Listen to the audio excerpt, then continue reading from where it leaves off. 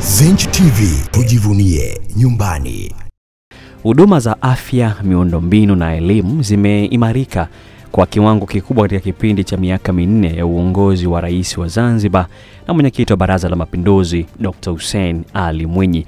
Hayo yameelezwa na Katibu wa Idara Itikadi ya Uenezi na Mafunzo wa Chama cha Mapinduzi CCM Hamisi Mbeto Hamisi alipokuwa akizungumza utekelezaji wa ilani ya uchaguzi ya mwaka 2025. Zaidi ya 170 vituo vidogo vya afya.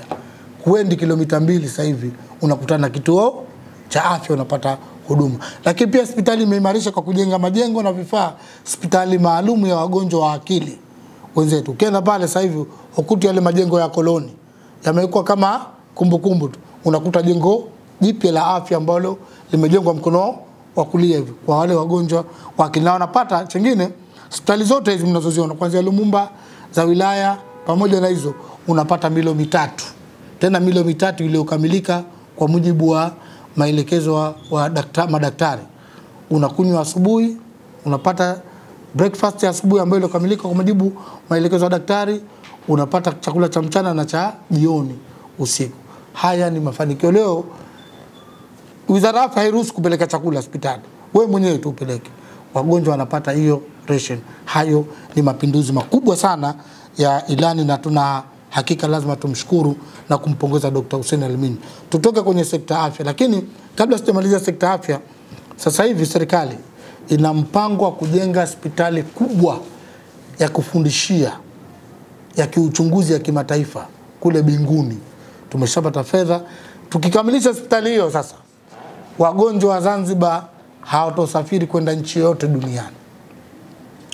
Hakutakuwa na rufaa nyingine yoyote kwa maneno maradhi yote unayojua na mkumba binadamu yatakayomkumba, basi atakuwa anatibiwa hapa Zanzibar. Sema Rais wa Jamhuri ya Muungano wa Tanzania Dr. Samia Suluhu Hassan amefanya kazi kubwa ya kuendelea kukamilisha miradi mikakati ya maendeleo ikiwemo ujenzi wa bwawa la umeme la Mwalimu Nyerere, reli ya treni ya mwendokasi ya SGR na daraja la kwanza kwa urefu wa Afrika Mashariki la Busisi mkoa wa Mwanza. Kutokana na ukubwa wa nchi yetu na harakati za uchumi zinavyokuwa, lazima tuje na mkakati wa kuwa na usafiri wa kasi na uhakika.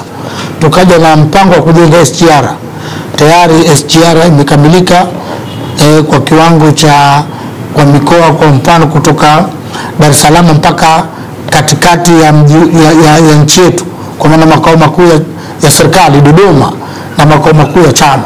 Sasa hivi tunamaliza vipande vile kutoka Isaka kwenda Kigoma pamoja na Mwanza na Makutopora na maeneo mengine.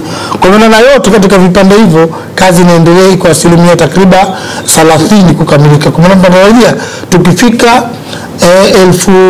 2028 tutakuwa reli ile yote imekamilika vipande hivyo. Kwa maana hiyo sasa hivi usafiri tulikuwa tunachukua masaa 12 kutoka Dar es Salaam mpaka Dodoma. Sasa hivi tunaenda kwa masaa 4 tu, ambayo ni makubwa sana. Unaweza kwenda mara 2 ukarudi katikati ya nchi ya Dodoma.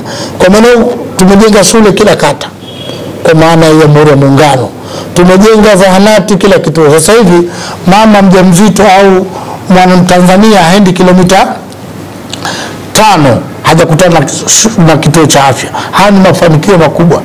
Lakini pia tumepeleka huduma ya umeme. Sasa hivi kila kijiji cha Tanzania kina umeme. Na bahati nzuri kuunga umeme kule sasa hivi ni kama 35 tu ambao unapata umeme. Na mnajua ni umeme si luxury tu, umeme ni uchumi. Unaweza ukauza juisi, ukahifadhi samaki, ukahifadhi mazao mengine, ukaenda sokoni. Lakini pia kwenye suala la uwekezaji, sekta ya uwekezaji tumepiga hatua kubwa sana. Sasa hivi ukiangalia TIC, Tanzania Investment Center, Tanzania imekuwa ni top katika region yote hii. Tuna wawekezaji wengi wa kujenga viwanda vikubwa pamoja na miradi mingine mikubwa kabisa ya kiuchumi. Uchaguzi mkuu unatarajiwa kufanyika Oktoba mwaka huu, na Rais Samia na Dr. Hussein tayari Chama cha Mapinduzi CCM kimewachagua kuwa wagombea wa urais wa Muungano pamoja na Zanzibar. Zenj TV, tujivunie nyumbani.